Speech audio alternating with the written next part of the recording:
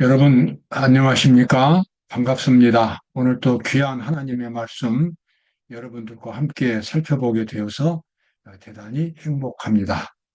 오늘은 우리가 신앙생활 하면서 예, 반드시 가져야 할 높은 단계의 영적인 수준에 대해서 말씀을 드리겠습니다. 우리가 신앙생활 하면서 늘 이렇게 어찌 보면 그냥 이 무기력한 평범한 이런 신앙생활이 아니라 어떤 극적인 변화를 경험하는 그러한 단계가 있고 그 단계를 경험한 후에는 새로운 모습으로 신앙생활을 계속하게 됩니다. 그러다가 또 어떤 극적인 변화의 경험을 갖게 되면 또 더 높은 수준으로 올라가게 됩니다. 정상적인 그리스도인의 삶이라면 그와 같은 끊임없이 어떤 이 완전 변화의 어, 그러한 단계를 거치면서 더 높은 수준으로 끊임없이 상승해 가는 그와 같은 경험을 갖게 됩니다. 그래서 여기 이제 제목에 나와 있죠. 앓던 이빨이 빠지듯이 이런 표현이 있는데 이 표현은 감리교를 창시했던 요한 웨슬레가 했던 유명한 말입니다. 그분은 완전 성화를 강조했고 그리고 그를 따르는 수많은 사람들이 완전 성화를 경험해서 높은 단계로 상승했습니다.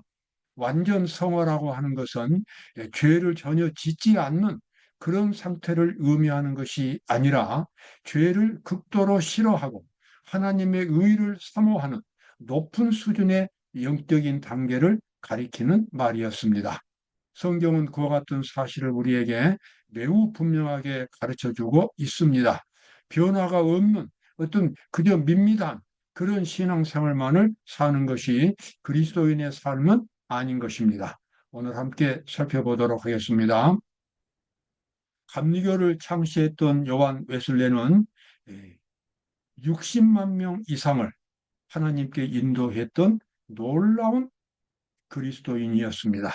그는 이 기독교 역사에서 하나의 금자탑을 세웠고, 그리고 완전이라고 하는 단어를 경험으로 알게 되었고, 그리고 그것을 수많은 사람들에게 가르쳤습니다. 그래서 이 감리교를 창시했던 그는 기독교 역사에서 완전 성화가 어떤 것인가를 분명하게 경험하고 증거를 했습니다. 수많은 사람들이 완전을 싫어했던 수많은 사람들이 그를 비판했지만 그는 자신 있게 성경의 교리를 밀고 나갔습니다. 그분의 그 같은 주장은 오늘 우리에게도 매우 중요한 교훈을 주고 있습니다. 웨슬리는 원죄까지도 상한 이빨이 빠지듯이 추방될 수 있는 하나의 실체로 인식을 했습니다. 높은 단계의 신앙 수준, 마치 이빨이 빠지듯이 그와 같이 죄를 극복하고 높은 수준으로 올라가는 그러한 경험이 있다는 것을 그가 강조했습니다. 히브리서 10장 5절에 나와 있는 말씀입니다. 세상에 임하실 때에, 여기서 세상에 임하신다는 말은 그리스도께서 세상에 오시는 사건, 초림을 의미합니다. 성육신이지요. 우리 인간과 똑같은 육신을 입고 이 땅에 오실 때에 그때 목적이 있었습니다. 하나님이 제사와 예물을 원치 아니하시고 오직 나를 위하여 한 몸을 예비하셨도다. 하나님이 제사와 예물을 원치 아니한다. 이 말은 구약 성경에 나와 있는 수많은 제사와 예물들을 가리킵니다. 그러한 이 제사와 예물은 사실 하나님께서 이스라엘 백성들에게 주신 것이고 오늘 우리에게도 중요한 교훈이 되고 있습니다. 그런데 여기서 하나님이 제사와 예물을 원치 아니하신다고 말씀하신 이유는 뭐냐면 우리 그리스도인들의 진정한 종교는 마음의 변화를 경험하고 하나님의 능력을 경험하는 데서 있는 것이지 어떤 제도 속에서 지식 속에서 어떤 예식 속에서 진정한 기독교의 본질이 있는 것은 아니라는 것입니다. 우리가 그 사실을 늘 기억해야 합니다. 하나님을 마음으로부터 진정으로 만날 때에 그 마음 속에 진정한 기독교가 생겨납니다.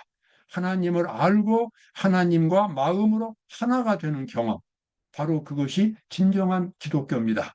그 경험을 이루기 위해서 예수님은 하늘에서 구속 사업을 이루시는 것이 아니고 이 땅으로 내려오셔서 우리와 똑같은 처지에서 생활하시고 우리 죄를 대신해서 돌아가셨습니다.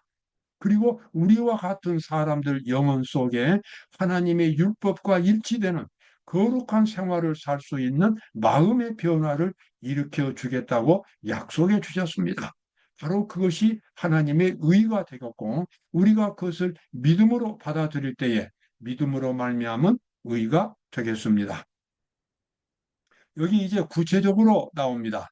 그날 후로는 저희와 세울 언약이 이것이라 하시고 내 법을 저희 생각에 두고 저희 마음에 두고 저희 생각에 기록하리라 하신 후에 저희 죄와 저희 불법을 내가 다시 기억하지 아니하리라 하셨으니 다시 기억하지 아니한다고 하는 것은 그 죄가 다 극복되었다는 것을 의미합니다.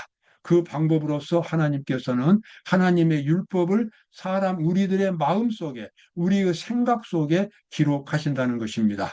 그것은 우리로 하여금 하나님의 형상을 가질 수 있도록 베드로 후서에 나와 있는 말씀대로 신의 성품에 참여하는 그래서 근본적으로 하나님의 모습으로 인격이 닮는 그 같은 극적인 변화를 하나님께서 약속하신 것입니다. 여기서 언약이라고 나오는데 이것은 새 언약, 그리스도의 십자가를 통해서 우리 죄인들에게 이루어질 하나님의 새로운 언약이 되겠습니다. 누구나 마음으로 진정으로 하나님께 자신의 마음을 고백한 사람은 죄를 고백하고 그리고 하나님의 뜻대로 살겠다고 하나님께 진정으로 약속한 사람은 이 새 언약을 경험할 수 있습니다. 이것이 신비하고 위대한 변화지만 그러나 이것은 매우 평범한 사람들도 누구나 경험할 수 있는 하나님의 복이 되겠습니다. 우리는 이 성경에서 그와 같은 경험을 가진 사람들, 높은 차원의 웨슬레가 말한 대로 앓던 이빨이 빠진 것처럼 이 마음의 깊은 변화를 경험하고 하나님의 율법과 일치되는 그 같은 높은 수준의 영적인 경험을 가진 수많은 사람들을 우리는 성경에서 보게 됩니다. 그 중에 한 사람이 아벨이란 사람이었습니다. 믿음으로 아벨은 이 아담의 두 번째 아들이었습니다. 믿음으로 아벨은 가인은 첫 번째 아들이죠. 가인보다 더 나은 제사를 하나님께 드림으로 의로운 자라 하는 증거를 얻었으니 하나님이 그 예물에 대하여 증거하심이라. 자, 아벨은 가인보다 더 나은 제사를 드렸다고 하는 것은 가인은 형식적인 제사, 형식적인 예물을 가지고 제사를 드렸지만 아벨은 마음의 근본적인 변화를 갈망하면서 그리스도의 십자가의 능력, 그 그리스도의 십자가는 그로부터 거의 4천년 후에 갈바리에서 세워질 것이지만 그때부터 그 효력이 있었습니다. 그래서 아벨은 그리스도의 십자가의 능력을 갈망하면서 하나님께 제사를 드렸고 그래서 그의 근본적인 마음이 변화를 경험을 했습니다. 오늘 우리에게서도 일어날 수 있는 변화를 벌써 에덴 동산 입구에서 아벨이 제사를 드릴 때에 경험을 했다고 하는 것입니다. 우리는 또 한 사람의 야곱을 우리가 볼 수 있습니다. 야곱은 그의 생애의 큰 위기에서 기도했다. 그는 오직 한 가지 목적으로 가득 차 있었는데 그것은 품성의 변화를 구하는 것이었다. 제가 이전 설교에서도 야곱에 대해서 여러 번 언급을 했습니다. 야곱은 우리 모두가 본받아야 할 위대한 그리스도인이었습니다. 그는 수많은 품성의 결점들을 가지고 있었지만 마침내 그리스도의 능력을 통해서 그는 이 그리스도의 마음을 알게 되었고 그리스도의 정신을 갖게 되었고 그리스도의 형상으로 만들어진 인격이 그의 속에서 창조되는 것을 경험했습니다. 그가 이 경험을 갖기 위해서 치열하게 그리스도를 붙들고 씨름한 경험이 창세기에 나와 있습니다. 바로 그것이 창세기 28장 거기 나와 있죠. 그는 이렇게 그의 기도에 대해서 산상복음에서는 이렇게 설명하고 있습니다. 그는 구주의 품에 쓰러져 축복을 구하였다. 그는 조금도 비껴가지 않고 간구를 계속하였다.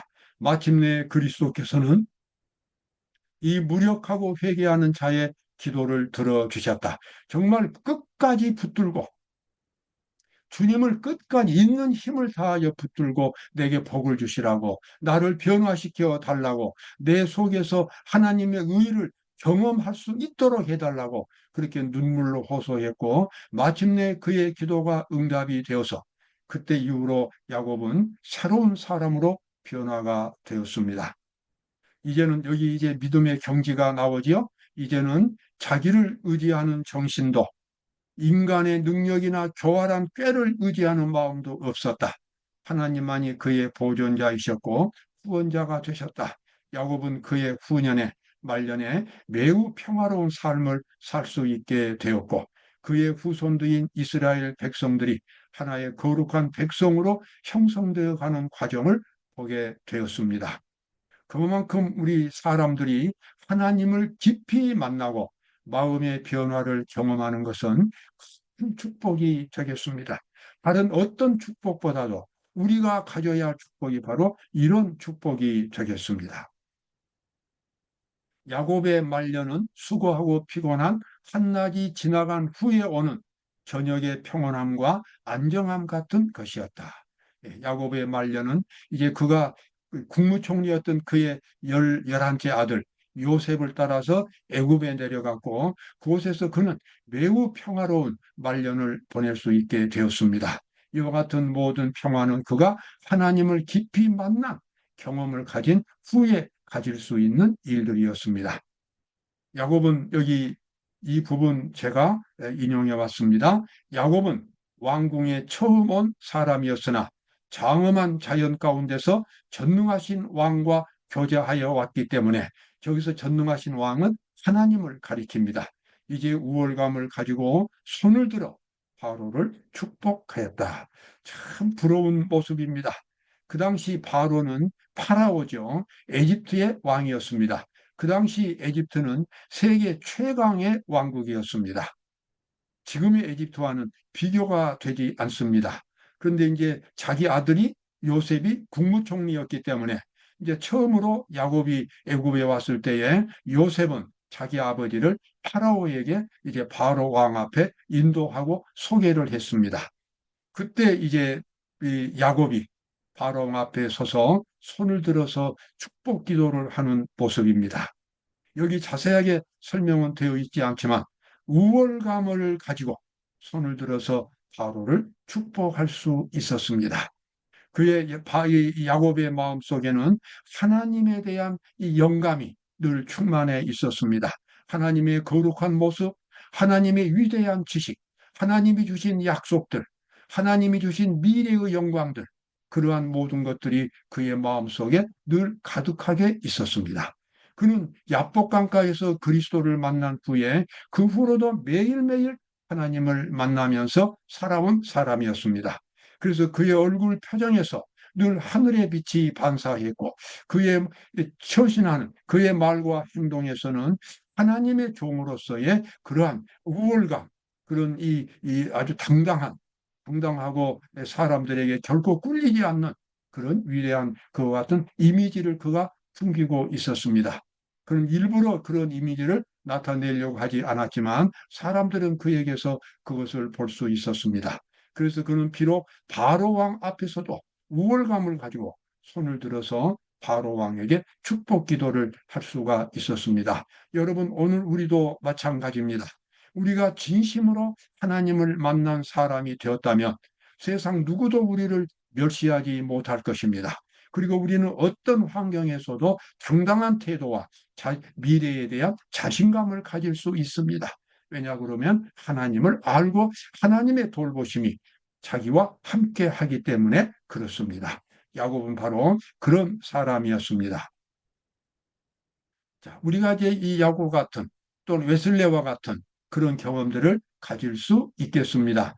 지금 귀하신 구세주께서 우리를 위하여 속죄하고 계시는 동안 우리는 그리스도 안에서 완전해지도록 추구해야 한다. 여기서 완전이라고 하는 것, 높은 수준으로 올라가는 것, 죄를 마음속에 품고 있지 않는 것, 죄와 관련된 것은 모두 다 정복하고 정리하는 것. 그래서 마음속에는 늘 그리스도의 정신과 그리스도의 사랑이 충만한 사람, 바로 그런 사람이 바로 완전을 경험한 사람이 되겠습니다. 과거의 위대한 그리스도인들이 경험했던 것을 오늘 우리는 이 마지막 시대에 남은 백성들은 경험할 수가 있습니다. 참된 성화는 완전한 사랑, 완전한 순종, 하나님의 뜻에 대한 완전한 일치를 의미한다.